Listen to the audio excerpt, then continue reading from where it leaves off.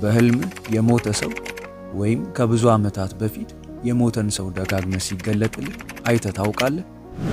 ምናልባት የሞተ ዘመድህ፣ የድሮ ጓደኛ ወይም በአንድ ወቅት የምታውቀው ሰው ሊሆን ይችላል። ነገር ግን ስለነሱ የምታየው ህልም እየተደጋገመ መጥቷል። ይበልጥ ከመቀጠላችን በፊት ከእግዚአብሔር ቃል አንድ መሰረታዊ እውነት ማረጋገጥ አለብኝ። በማቴዎስ ወንጌል ምዕራፍ 22 ቁጥር 32 ላይ ኢየሱስ ራሱ እንዲህ ብሏል፣ እኔ የአብርሃም አምላክ የይስሐቅም አምላክ የያዕቆብም አምላክ ነኝ። እግዚአብሔር የሕያዋን አምላክ ነው እንጂ የሙታን አምላክ አይደለም። የሉቃስ ወንጌል ምዕራፍ 20 ቁጥር 38 ደግሞ ሁሉ ለእርሱ ሕያዋን ስለሆኑ የሕያዋን አምላክ ነው እንጂ የሙታን አይደለም በማለት ያረጋግጣል። ይህ ማለት እግዚአብሔር ካንተ ጋር ለመገናኘት ሙታንን እንደ ዋና መገናኛ ወኪል አይጠቀምም ማለት ነው። መክብብ ምዕራፍ 9 ቁጥር 5 ደግሞ ሕያዋን እንዲሞቱ ያውቃሉና ሙታን ግን አንዳች አያውቁም ይላል። መጽሐፈ ኢዮብ ምዕራፍ 7 ከቁጥር 9 እስከ 10 ደግሞ እንዲህ ይላል፣ ደመና እንደሚበተንና እንደሚጠፋ እንዲሁ ወደ መቃብር የሚወርድ አይወጣም፣ ደግሞም ወደ ቤቱ አይመለስም፣ ስፍራውም ከእንግዲህ ወዲህ አያውቀውም። እንግዲህ ሙታን ምንም የማያውቁና የማይመለሱ ከሆነ ለምን አሁንም በሕልም ታያቸዋለህ? ልንደርስበት የፈለግነው ነገር ይህንን ነው። አንዳንድ ሕልሞች አስቸኳይ ትኩረት የሚሹ ስለሆኑ እስከ መጨረሻው መከታተል አስፈላጊ ነው። በዚህ ቪዲዮ በሕልማችሁ የሞቱ ሰዎችን የምታዩባቸውን 6 ዋና ምክንያቶችና መንፈሳዊ ትርጉማቸውን የምናይ ይሆናል። እንደተለመደው ቪዲዮውን ላይክ አድርገው በመጀመር አብረውን ያገልግሉ። ለቻናሉ አዲስ ከሆኑ ደግሞ ሰብስክራይብ በማድረግ ቤተሰብ ይሁኑ። አሁን በቀጥታ ወደ መልእክቱ እንለፍ። የሞተን ዘመድ በሕልም ደጋግመ የምታይበት የመጀመሪያው ምክንያት በእነሱ ሕይወት ውስጥ ይሰራ የነበረውን ተመሳሳይ አካሄድና መንፈሳዊ ተጽዕኖ አንተም እየተሸከምክ ስለምትገኝ ሊሆን ይችላል። የዚህ ትርጉም ምንድን ነው? አንድ የተወሰነ ዘመድ ሕይወቱን በብዙ መከራ፣ ውድቀት፣ ድህነት ወይም ሕመም አሳልፎ ከሆነና አሁን እሱ በሌለበት ጊዜ አንተ አሁንም በሕልም ደጋግመህ የምታየው ከሆነ ያ ሕልም የማንጸባረቅ ውጤት ነው። እግዚአብሔር የእነሱን ምስል በመጠቀም ስለ ራስህ ሕይወት አንድ ነገር እያሳየህ ነው።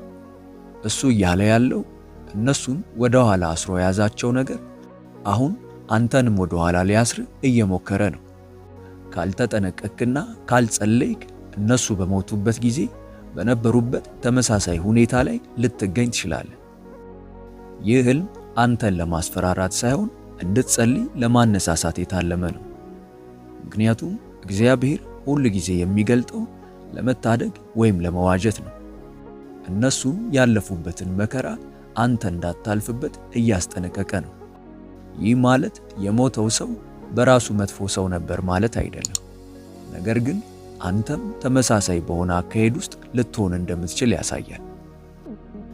እግዚአብሔር በባለጠጋ ምሕረቱ ነገሩን እንድታየው እንድታውቀውና በጸሎት እንድትጋፈጠው በዚያ ዘመድ ምስል በኩል እያሳየ ነው። ይህ በቀጥታ ኦሪት ዘጸአት ምዕራፍ 20 ቁጥር 5 የትውልድ በደል ከሚለው ጋር ይገናኛል።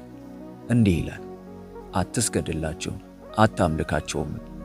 በሚጠሉኝ እስከ 3ኛና እስከ 4ኛ ትውልድ ድረስ የአባቶችን ኃጢአት በልጆች ላይ የማመጣ እኔ እግዚአብሔር አምላክ ቀናተኛ አምላክ ነኝና።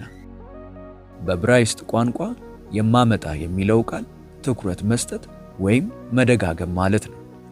እግዚአብሔር እያስጠነቀቀ የነበረው መፍትሄ ያላገኙ አካሄዶችና ያልተሰበሩ በደሎች አንድ ሰው እስኪሰብራቸው ድረስ ከአንድ ትውልድ ወደ ቀጣዩ እንደሚሸጋገሩ ነው። ምሳሌ ምዕራፍ 22 ቁጥር 3 እንዲህ ይላል፣ ብልሃተኛ ሰው ክፉን አይቶ ይሸሸጋል፣ አላዋቂዎች ግን አልፎ ይጎዳሉ። ስለዚህ ያ ዘመድ በሕልም መገለጡን ሲቀጥል እግዚአብሔር አንተን ለማስፈራራት እየሞከረ አይደለም። እሱ እያነቃ ነው። እሱ ጥሩ አባት እየሆነልህ ነው። እነሱ የደረሱበትን መጨረሻ ተመልከት እያለ ነው። እንዳት ደግሞ የነሱን ፍጻሜ እያሳየ ነው። የሞቱ ዘመዶችን በህልም ልታይ የምትችልበት ሁለተኛው ምክንያት የሚያውቁ መናፍስት ወይም ፋሚሊያር ስፒሪት በመኖራቸው ነው። ብዙዎች የሚታለሉት በዚህ ቦታ ላይ ስለሆነ በጥንቃቄ አድምጥ። የሚያውቅ የተባለበት ምክንያት ቤተሰብህን በትውልድ ስላጠናና ስለሚያውቅ ነው።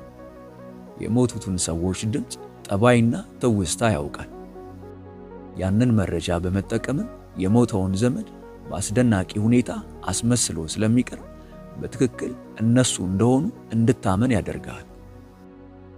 መጽሐፍ ቅዱስ እጅግ በጣም ግልጽ ነው። ኦሪት ዘሌዋውያን ምዕራፍ 19 ቁጥር 31 እንዲህ ይላል፣ ወደ መናፍስት ጠሪዎችና ወደ ጠንቋዮች አትሂዱ፣ እንዳትረክሱባቸውም አትፈልጓቸው፣ እኔ እግዚአብሔር አምላካችሁ ነኝ።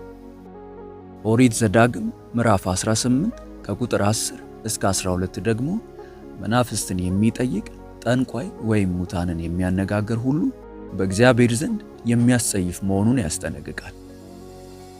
ሙታንን ማንበብ ማለት ከሙታን ጋር መገናኘት ማለት ነው። እግዚአብሔር እያለህ ያለው የሞተው ዘመድ መስሎ የሚታይ ነገር ከሱ ዘንድ አይደለም። እሱ የአጋንንት መንፈስ ነው። ከነዚህ መናፍስት ጋር ግንኙነት ስታደርግ ወደ ደም ወይም ወደ ትውልድ ይሰርጻሉ። ግን እኮ በህልሜ ተገልጠው ስለ አንድ ነገር እውነት ነገሩኝ ልትል እንደምትችል አውቃለሁ። መጽሐፍ ቅዱስ ሰይጣን ውሸታም የውሸትም አባት እንደሆነ ይነግረናል። ይህ ማለት ውሸትን በመዋሸትና ከፊል እውነቶችን በመቀላቀል ረገድ እሱ የተካነ ወይም ሊቅ ነው ማለት ነው። ሙሉ በሙሉ አንተን ከማጥፋቱ በፊት እምነትህን ለማግኘት የሞተውን ዘመድ ምስል ተጠቅሞ ትክክለኛ ነገር የሚነግርህ ለዚህ ነው። ሁለተኛ ቆሮንቶስ ምዕራፍ 11 ቁጥር 14 እንዲህ ይላል፣ ይህም ድንቅ አይደለም፣ ሰይጣን ራሱ የብርሃን መልአክ እንዲመስል ራሱን ይለውጣልና። ሰይጣን ራሱን የብርሃን መልአክ እንዲመስል መለወጥ ከቻለ አጋንንቶቹ አንተን ለማታለል የአያትን ምስል መስለው ሊለወጡ ይችላሉ። ሁል ጊዜ የሞተ ዘመድ መመሪያ ሲሰጥህ፣ አንድ ቦታ ሲጋብዝህ ወይም ምግብ ሲሰጥህ በህልም የምታይ ከሆነ አትታዘዘው። በጾምና በጸሎት ተቃወሙ። እስካሁን በመልእክቱ እየተባረኩ ከሆነ እባኩን አንድ አፍታ ይውሰዱና ይህንን ያደርጉ። ቪዲዮውን ላይክ ያደርጉ። ቃሉን በቀጣይነት ተደራሽ እንድናደርግ ይጠቅመናልና። መልእክቱ ይቀጥላል። ሶስተኛው ምክንያት እግዚአብሔር ምስላቸውን እንደ ምልክት ወይም ተምሳሌት እየተጠቀመበት ስለሆነ ነው። ይህ መጀመሪያ ላይ ግራ የሚያጋባ ሊመስል ይችላል። ነገር ግን የምለውን ላስረዳ። አንዳንድ ጊዜ እግዚአብሔር ያ ሰው ይወክለው የነበረውን ጥሪ፣ ማስጠንቀቂያ ወይም መንፈሳዊ እውነት ለማስተላለፍ የሞተውን ሰው ምስል እንደ ምልክት ይጠቀማል። ለምሳሌ የሞተው አባት ታላቅ የእምነትና የጸሎት ሰው ነበር እንበል። እናም እግዚአብሔር በሕልም ደጋግሞ ያሳያል። እግዚአብሔር አባት ይወክለው የነበረውን ምስል በመጠቀም በራሴ ሕይወት ላይ ስላለው ጥሪ እያነጋገረ ሊሆን ይችላል። እሱ እያለ ያለው አባትህ በተመላለሰበት ተመሳሳይ ጥሪ ውስጥ ተነሳ፣ ይህንን ካባ ወይም ኃላፊነት ተሸከም፣ አባትህ የነበረውን አይነት አማኝ ሁን እያለ ነው። ስለዚህ የሞተው ሰው በእምነት ግዙፍ የነበረና በጣም ጠንካራ የእምነት አቋም የነበረው ከሆነ እግዚአብሔር በቀላሉ በዚያ ሰው መንፈሳዊ አገልግሎት እንድትቀጥል እየነገረ ነው። ልክ ያ ሰው እንደተመላለሰ አንተም በእግዚአብሔር ፍርሃት እንድትመላለስ እየነገረ ነው። ይህ የበለጠ ብርታትንና ማበርቻን የሚወክል ህልም ነው። ኦሪት ዘኍልቍ ምዕራፍ 12 ቁጥር 6 እንዲህ ይላል፣ እርሱም ቃሌን ስሙ፣ በመካከላችሁ ነቢይ ቢኖር እኔ እግዚአብሔር በራእይ እገለጥለታለሁ ወይም በሕልም አነጋግረዋለሁ አለ። እግዚአብሔር በምልክቶች ይናገራል። ምስልን የሚጠቀመው ከሙታን ጋር ሊያገናኝ ሳይሆን በሕያዋን ውስጥ ያለውን ነገር ለማንቃት ነው። አራተኛው ምክንያት አደገኛነቱ በጣም አነስተኛ ቢሆንም ቀላል የማይባል ትርጉም አለው። አንዳንድ ጊዜ ስለ ሞተ የምትወደው ሰው የምታልመው ነፍስህ አሁንም በሐዘንና ያንን ዕጣ ፈንታ በመቀበል ሂደት ውስጥ ስላለሽ ብቻ ነው። ሐዘን በሰው ነፍስ ውስጥ እውነተኛ ቁስል ይተዋል። ነፍስም አንዳንድ ጊዜ እዚያ በሌለው ሰው ትውስታዎች ውስጥ ትመላለሳለች። መክብብ ምዕራፍ 5 ቁጥር 3 ሕልም ከሥራ ብዛት ይመጣልና ይላል። ነፍስ ሁል ጊዜ ነገሮችን እያሰላሰለች ነው። ትኩስ ሐዘን ባለበት ወቅት የነፍስ ሥራ ስለዚያ ሰው ሕልም እንዲፈጥር ያደርጋል። ይህ አጋንንታዊ አይደለም። ይህ ያንተ ሰዋዊ ተፈጥሮ ነው። ሁለተኛ ቆሮንቶስ ምዕራፍ 1 ከቁጥር 3 እስከ 4 እግዚአብሔር የርኅራኄ አባትና የመጽናናት ሁሉ አምላክ እንደሆነ ያሳስበናል። እርሱም በመከራችን ሁሉ ያጽናናናል። መዝሙር ምዕራፍ 34 ቁጥር 18 እንዲህ ይላል፣ እግዚአብሔር ልባቸው ለተሰበረ ቅርብ ነው፣ መንፈሳቸው የተሰበረውንም ያድናቸዋል። የምታልመው በዚህ ምክንያት ከሆነ ሐዘኑ ሥራውን እንዲሠራና ወደ መጽናናት ሁሉ አምላክ እንዲመራ ፍቀድለት። አምስተኛው ምክንያት በጣም ጉልህ ነው።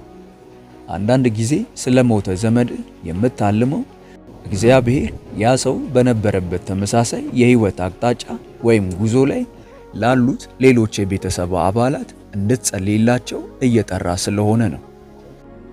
እግዚአብሔር የአንድን መንገድ ሙሉ ርቀት የተጓዘን ሰው ምስል እየተጠቀመ ያለው በቤተሰብ ውስጥ ያሉ ሌሎችም በዚያው መንገድ ላይ መሆናቸውን ለማሳየት ነው። ጸልይ፣ ማልድ፣ ዑደቱን ስበረው።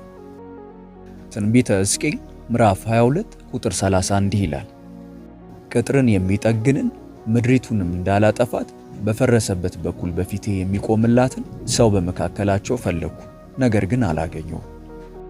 የሞተ የቅርብ ዘመድን በሕልም ማየት እግዚአብሔር ቅጥሩ የት ላይ እንደተሰበረና እናንተም በፈረሰው በኩል ቆማችሁ እንድትጸልዩ የሚያሳይበት መንገድ ሊሆን ይችላል።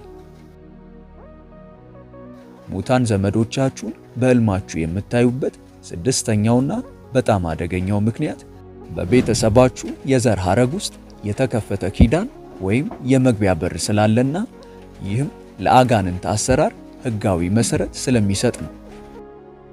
ያ በር በሞተው ሰው አማካኝነት በጠንቋይ ድርጊት፣ በሟርተኛነት፣ በጣዖት አምልኮ፣ በደም ኪዳን ወይም በቀብራቸው ስነ ስርዓት ላይ በተደረጉ ነገሮች ምክንያት የተከፈተ ሊሆን ይችላል። ትንቢተ ኢሳይያስ ምዕራፍ 28 ቁጥር 15 እንዲህ ይላል፣ እናንተም ከሞት ጋር ቃል ኪዳን አድርገናልና ከሲኦልም ጋር ተማምለናልና ብላችኋልና። እነዚህ ኪዳኖች ሰውየው ሲሞት በራሳቸው ጊዜ አይፈርሱም። በሕይወት ላሉት ቤተሰቦቻችሁ የመንፈስ ዓለም ሕጋዊ መግቢያ እንዲኖረው በማድረግ ንቁ ሆነው ይቆያሉ። በብዙ ባህሎች ውስጥ መንፈሳዊ በሮችን የሚከፍቱ የቀብር ስነ ስርዓቶች፣ የመቃብር ልማዶችና የመታሰቢያ ድርጊቶች አሉ።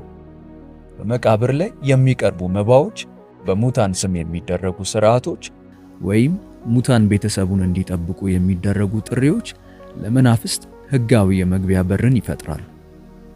ትንቢተ ሆሴዕ ምዕራፍ 4 ቁጥር 6 እንዲህ ይላል፣ ሕዝቤ ዕውቀት ከማጣቱ የተነሳ ጠፍቷል። በር መከፈቱን ካላወቃችሁ ልትዘጉት አትችሉ። ትልቁ የምሥራች ግን በቤተሰባችሁ የዘር ሐረግ ውስጥ ምንም ያህል ጠልቆ የተተከለ ኪዳን ቢኖር በቀራንዮ ከተመሰረተው ኪዳን በላይ ስልጣን የለውም። ይህ መልእክት በእውነት መንፈስዎን የሚነካዎት ከሆነ ዛሬውኑ ይጀምሩ። የትኛውም የጨለማ ኪዳን በሕይወቴ ላይ በኢየሱስ ስም ስልጣን የለውም የሚለውን መልእክት በኮመንት ላይ አስቀምጡልን፣ እናየዋለን። ቪዲዮውን ላይክ እና ለወዳጆ ሼር በማድረግ አብረውን ያገልግሉ። ለቻናሉ አዲስ ከሆኑ ደግሞ ሰብስክራይብ በማድረግና የደውል ምልክቷን በመጫን ቤተሰብ ይሁኑ። በቀጣይ በአዲስ ቪዲዮ እስከምንገናኝ ሰላም ሁኑ። ሆሊ ቲዩብ ኢትዮጵያ ዩቲዩብ ቻናል ተባርካችኋል። በይበልጥ በመንፈሳዊ ሕይወቶ እጅግ የሚበረቱባቸውና መንፈሳዊ ረሃቡን የሚጨምሩ ትምህርቶች እንዲሁም የጸሎት አገልግሎት በየቀኑ እንዲደርሱ ሰርቫንት መልካሙን ጌታ በማለት የፌስቡክ እንዲሁም የቲክቶክ አካውንታችንን እንዲሁም ሆሊ ቲዩብ ኢትዮጵያ ብለው ሰርች በማድረግ የቴሌግራም ቻናላችንን ይቀላቀሉ። ተባርካችኋል።